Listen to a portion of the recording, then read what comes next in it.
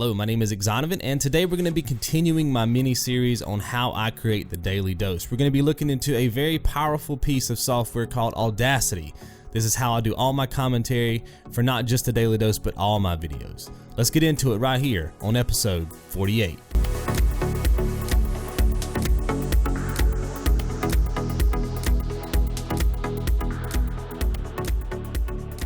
Alright guys, before we get into the software, let me go ahead and answer a couple of general questions that I know a lot of you guys are going to be asking in the comments below or have asked me in the past. The first one of those being, what kind of microphone should I have when I'm doing a commentary for YouTube?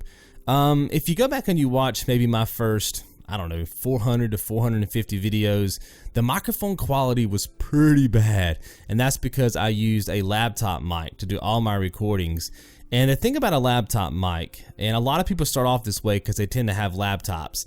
The thing about a laptop mic is you're going to be able to convey your commentary, to your subscribers, to your audience. But the problem with doing a laptop mic or having a laptop mic is the way that the mic is made. That's obviously one factor.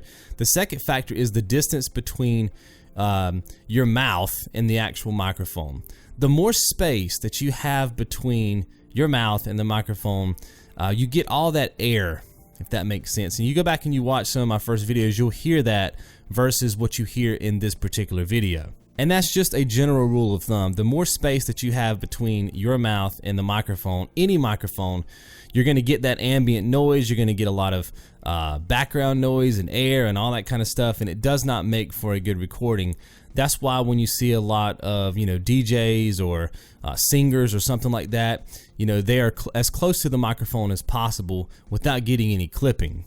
Now, clipping is something that happens when you're too close to the microphone or you have the microphone turned up too much, and it basically redlines. It goes too high and your vocal patterns basically just go off the chart. And that's something you want to try to avoid when you're doing commentary. That's why a lot of time when you hear people doing Let's Plays or something like that, they'll scream into their mic, and if you're wearing a headset, heck, even if you're not wearing a headset, it sounds god-awful to your ears, and that's because they're clipping. And we're going to talk about how to avoid clipping in just a second, but I did want to bring that up.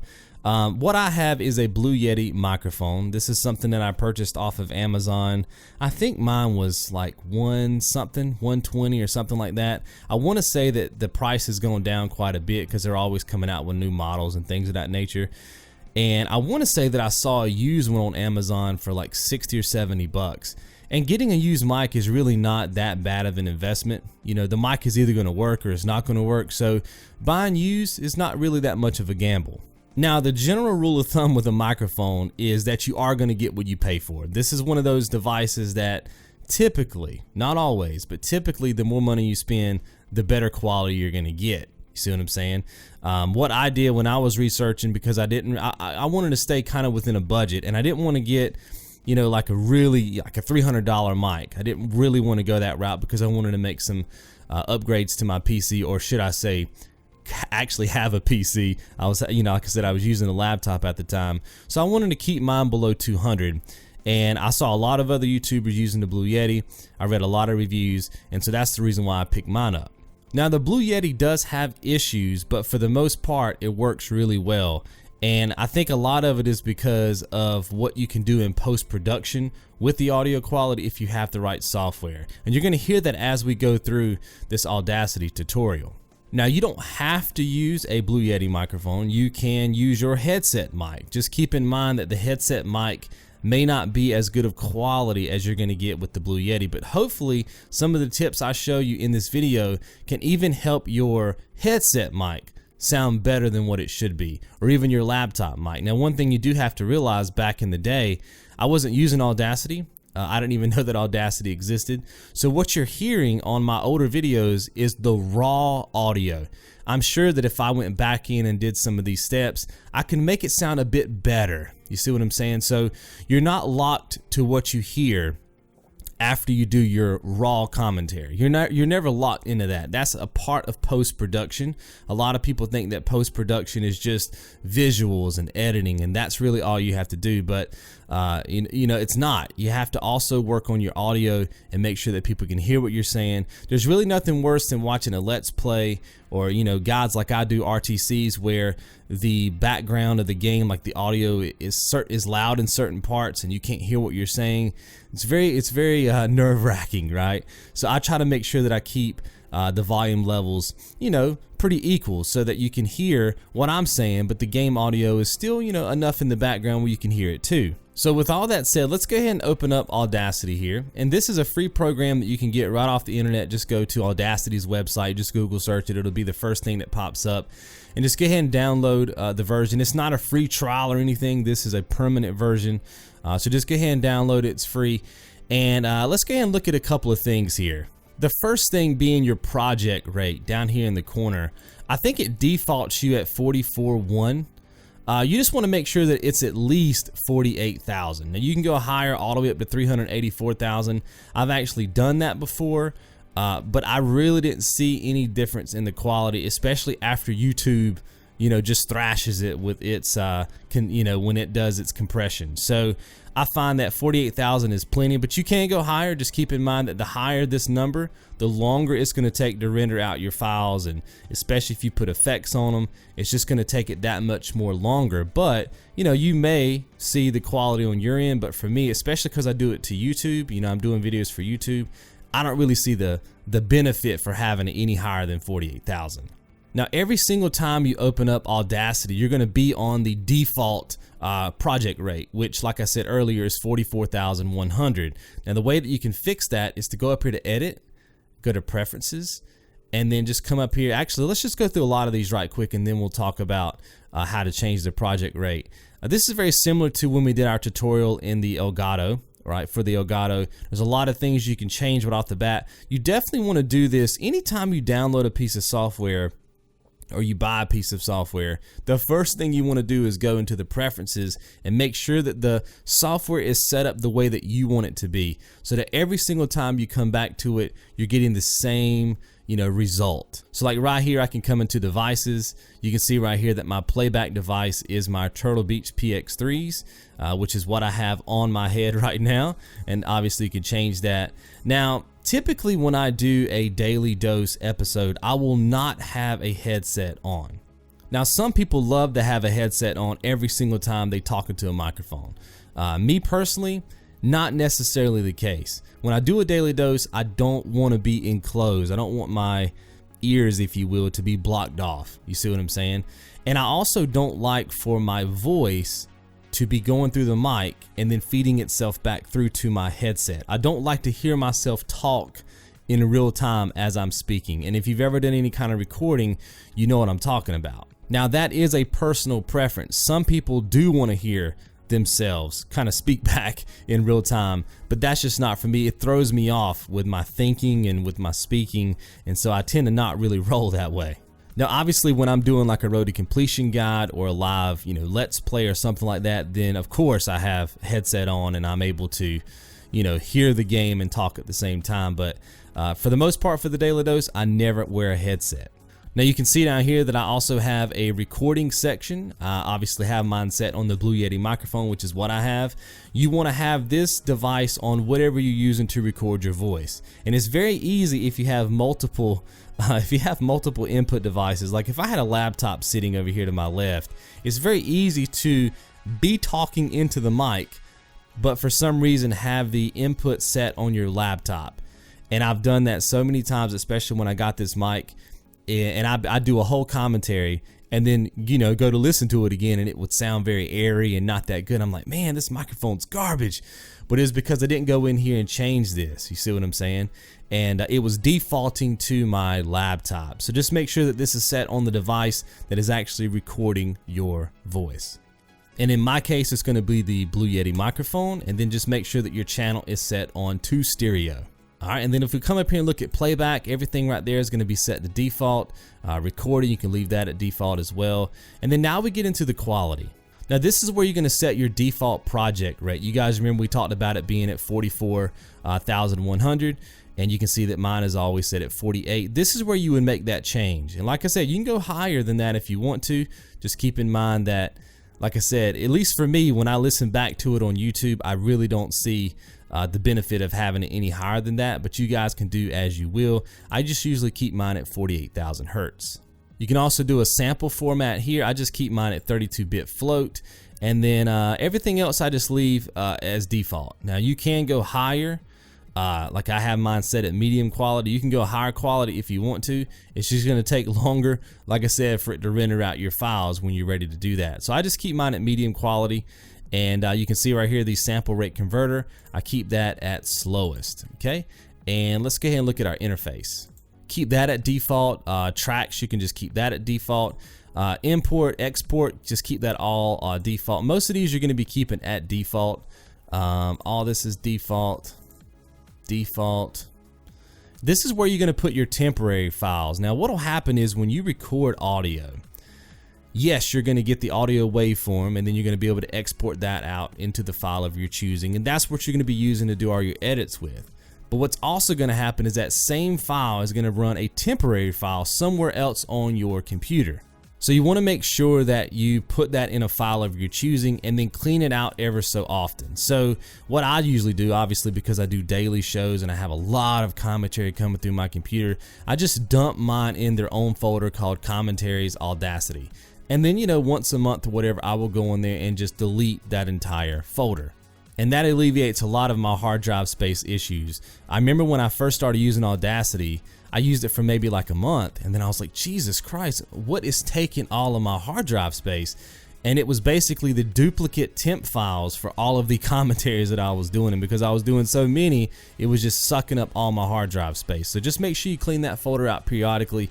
The great thing about having that temp folder though is, you know, if you do a commentary and something happens during the export and it crashes or whatever, you can recover it through that temp folder and hopefully get it back.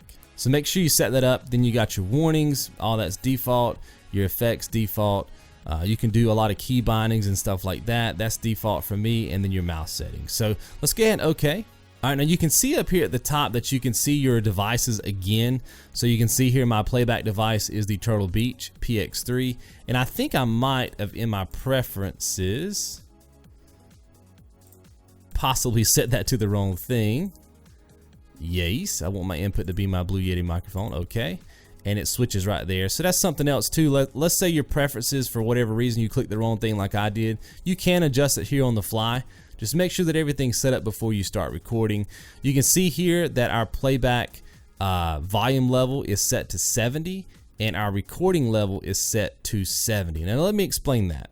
One of the trickiest things about doing audio is trying to figure out the volume level of the device that the person who's going to be listening to your audio, where it's going to be at, because you want it to be loud. You see what I'm saying? So what I normally do is I will make sure that everything is about at 70, because I feel like nobody's going to have their device turned up all the way, but most people do have their devices turned up above 50.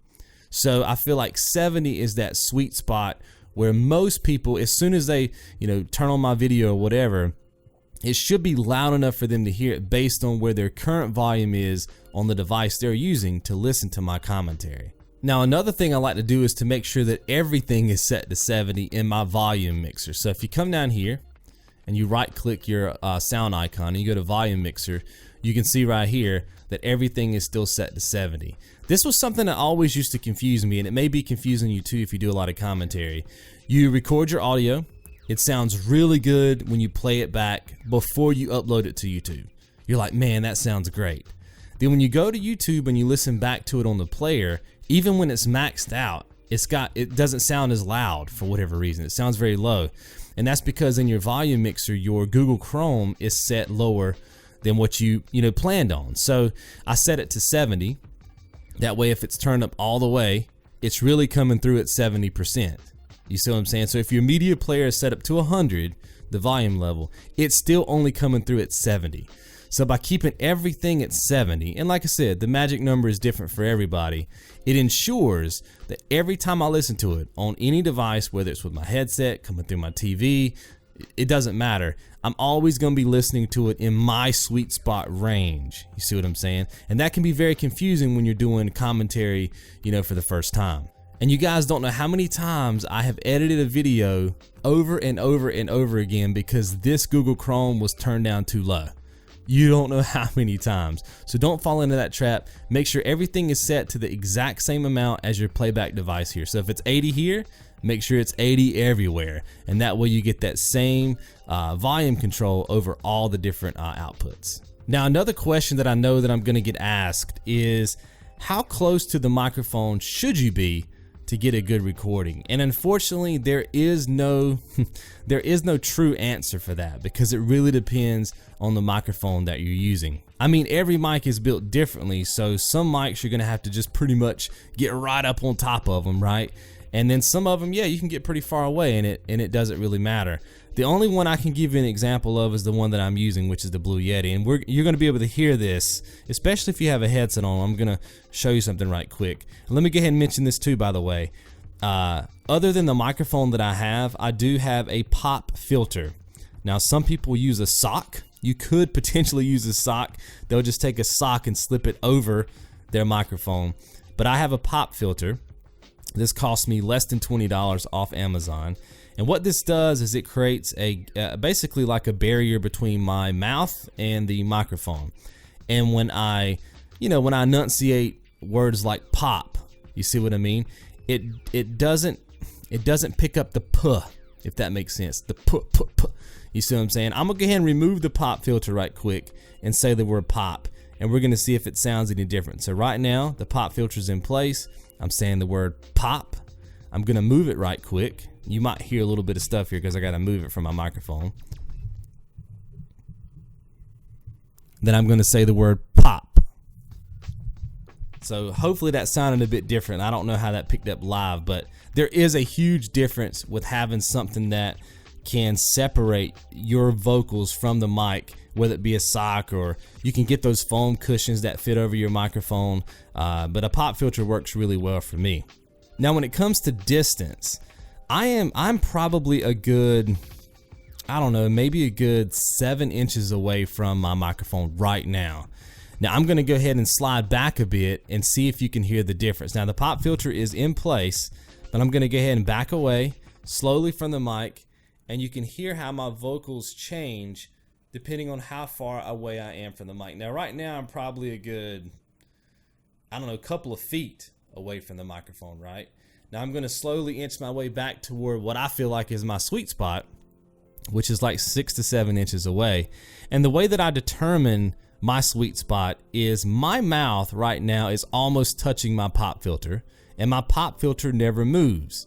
So it's always the same distance from the microphone. So as long as it never moves and my mouth is pretty much in the same spot every time, then I'm guaranteed to get the same level of recording every single time. And if you guys remember, during the overview, we talked about the overview episode, we talked about you can't please everybody with sound. It's just never going to happen, but you do want to try to produce the exact same sound every single time. So, you know, this is my way of ensuring that I'm always going to get the same amount, the same level of recording each and every time. Now I'm going to go ahead and slide closer to my mic and see if you can hear the difference on that as well. So I'm going to go ahead and slide closer to my mic. I'm getting really close. And my mouth is pretty much on my microphone right now. I'm like eating this bad boy, right? And I'm again slide back to what I feel like is my sweet spot. And hopefully you could tell the difference there as well. You're gonna just have to do a lot of test recording once you figure out which mic you're gonna be using. And this is what I did. I took about a day and just did a ton of test recordings on, you know, my mic. And you gotta find out the sweet spot for you based on the mic that you have and its limitations, etc. So that's something you're gonna have to just test. And once you figure it out, you should be able to apply those same principles over and over and over again to be able to get the sound that you want each and every time. All right, so now that all that stuff is out of the way, we're gonna go ahead and do a test recording right quick.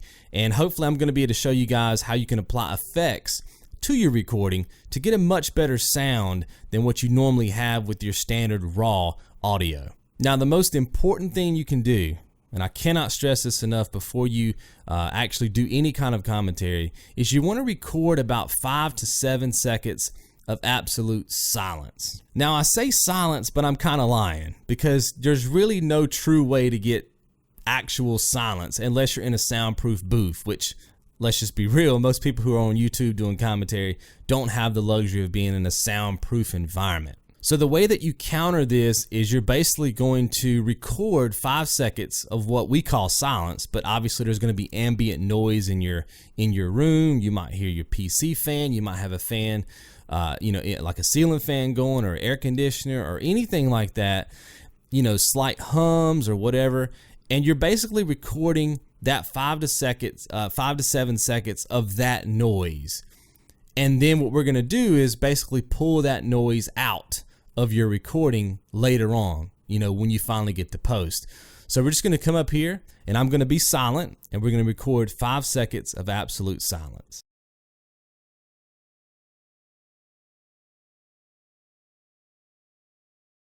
Now you can see right there that my volume levels were still fluctuating. Even though it looks like there's nothing going on right here, there is stuff going on. Like I said, background noise in my apartment, and then the slight hum of my PC. And what's happening is that noise, that 5 seconds of noise, quote unquote, that we just recorded, or silence if you will, is actually in my recording throughout the entire recording. So if I sat here right now and I recorded 3 hours of a commentary, that humming noise or any of that background noise that you had, any of that ambient noise will be inside of your recording. And what we want to do is we want to be able to pull that out. Does that make sense? So we're going to do that here in just a second. You can see right here that as you talk, right, as I'm commentating right here, I have a nice vocal pattern that is showing up. This lets you know that the software is working and everything is good. Now let me again talk about clapping. This is what I do when I am doing my commentaries. A lot of you guys are going to think, oh man, he just sits down, he does a 5 to 10 minute long daily dose and he just starts talking, and when he finishes, he's done. It sounds like one take, this guy's amazing. No, that's the power of post-production. What I will do is I will record small sound bites. Maybe it's a sentence or two or a paragraph or whatever, and then I will clap to let myself know that anything between those two clap areas is good. You see what I mean? This really helps with editing when you're doing a lot of post work. So let me go ahead and explain right here. So I'm going to go ahead and be quiet for a couple of seconds, and then I'm going to say something very generic, and then I'm going to clap, and then I'm going to say something generic again, and I'll clap again, and then it'll kind of make more sense to you guys. So here we go.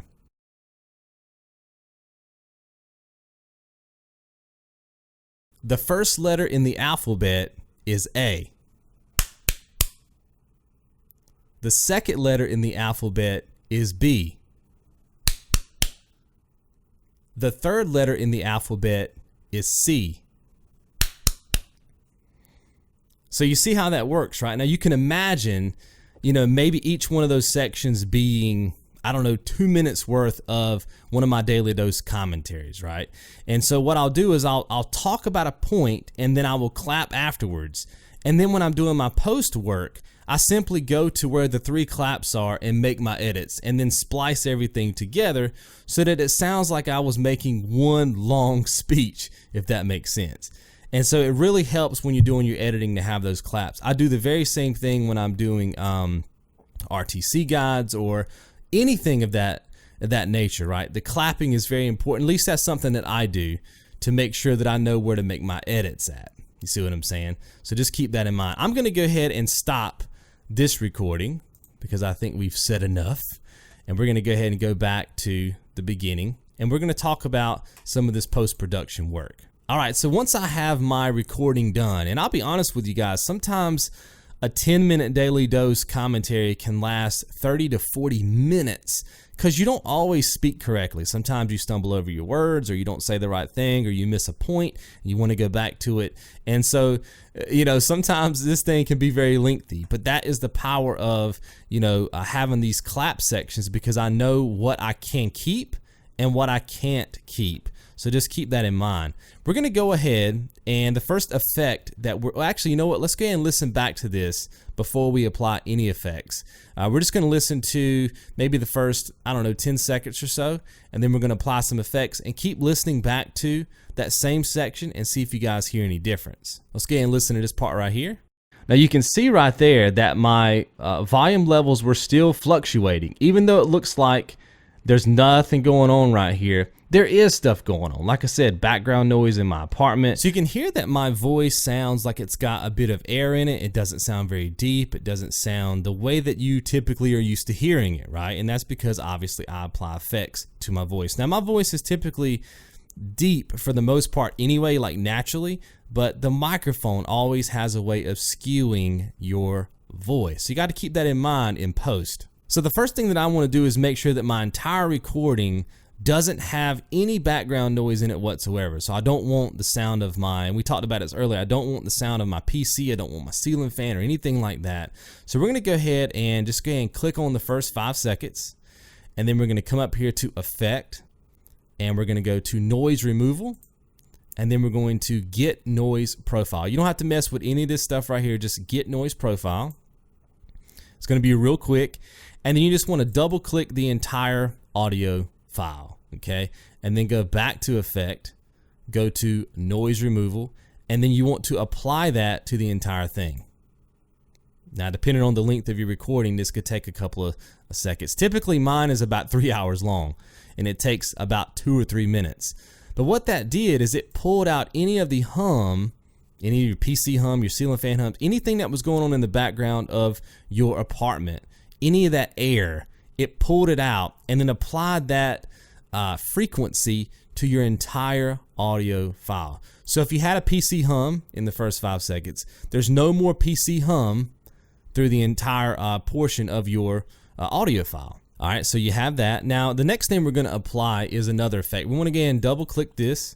We're going to go to Effect, and we're going to come down here to Normalize. Now, I want you to keep an eye on the actual wave form right there. In fact, before we do anything, let's go ahead and take a look at it. You can see right here that my peak waveform is probably about 0.5 right here.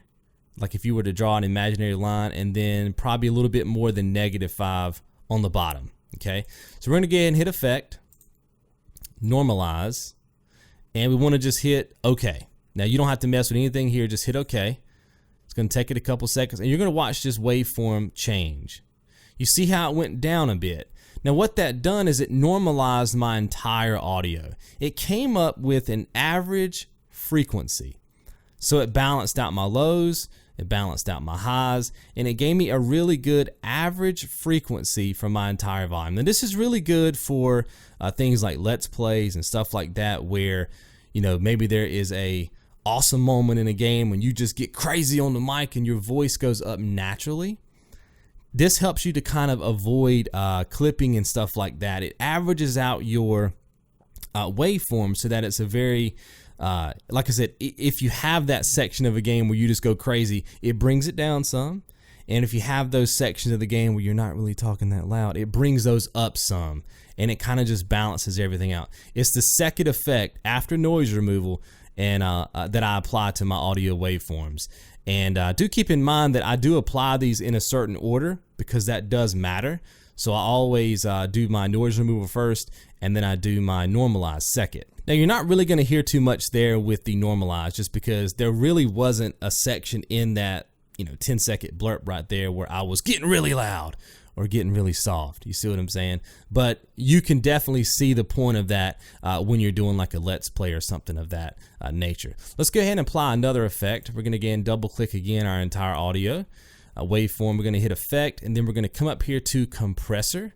This is very important. Now the best way that I can explain compression to you guys is it feels like the same thing as normalize, the effect that we just added, but it's very different. So where normalize kind of gives you an average, this is looking at each individual band of your waveform and figuring out how to make it as bright as possible, right? Like if you have a really, really low section of your audio, it's going to brighten it up a bit. If you have a really high section of your audio, it's going to dim it down a bit, but it's looking at each individual band. So let's go ahead and hit OK. Oh, before we hit OK, you can copy down my settings if you'd like.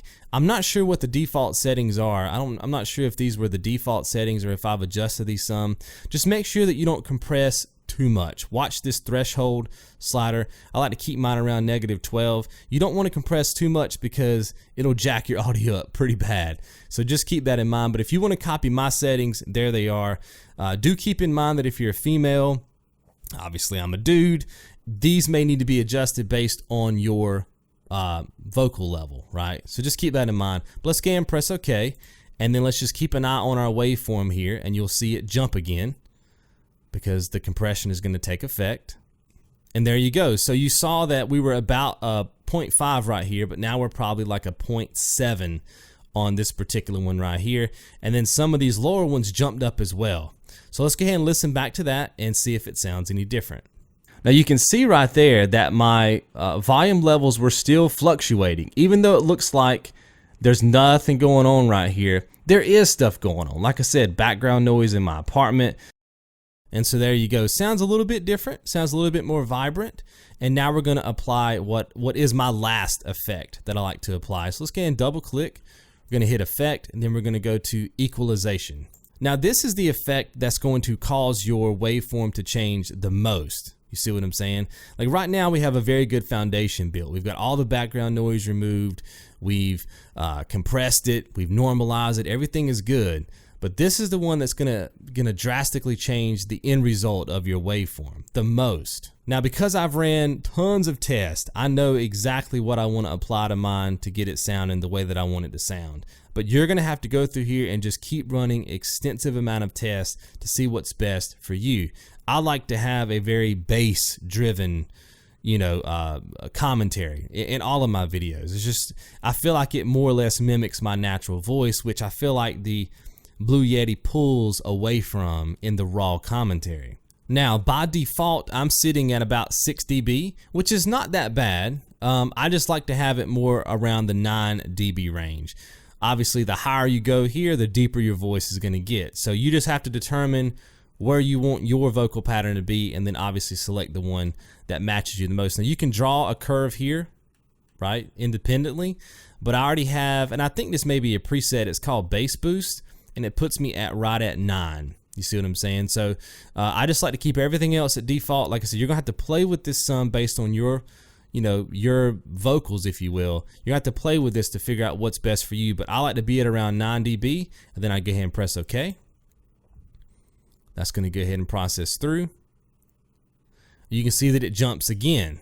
So now my wave pattern has gotten even more pop to it, right? So let's go ahead and listen back to it and see if you guys can hear any difference.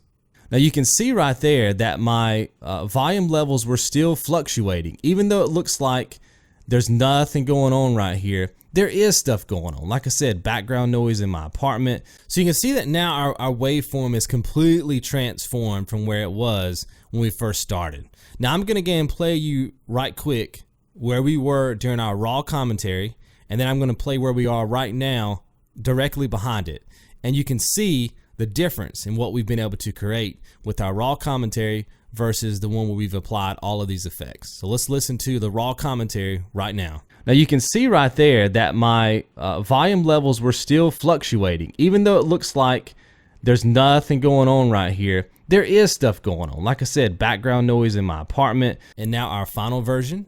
Now you can see right there that my volume levels were still fluctuating, even though it looks like there's nothing going on right here. There is stuff going on. Like I said, background noise in my apartment. So hopefully you guys can see the transformation of the waveform, right? And how to actually put some pop and some vibrance, into your waveform to make it sound the best that it can possibly be. Now we're going to be taking this same audio waveform into Sony Vegas as this mini series continues, and I'll be applying some more effects to it to make it sound even better, and we're going to be getting to that as this series goes on. But remember, if you have any questions about Audacity, leave them in the comment section below. Before I let you guys go, let me show you how to export right quick. Once you've got your audio waveform perfect and you've got all the effects applied to it that you want to, go ahead and hit File, and then go ahead and hit Export Audio. And then just pick, this is obviously my Bloodborne Let's Play, go ahead and pick the file where you want it to be exported to, and then obviously name it and hit save, and you'll be good to go. Now I'm gonna go ahead and take this so we don't lose it. And I don't know which episode it's gonna be in, but I'm just gonna call this Daily dose audio with effects, and then I'm going to put tut for tutorial, so I know that I need to come back to this particular audio file when it's all said and done. Hit that save, and then you can just leave all this. You don't really have to do anything with this. Hit OK. Does not take that long to export files either, guys. I know even when I have like a 3-hour long file, it may take, I don't know, less than 3 minutes, and that's with all 4 effects applied to it. So just keep that in mind. Remember, if you have any questions, let me know in the comments below, and I will see you guys in the next one. You guys be good.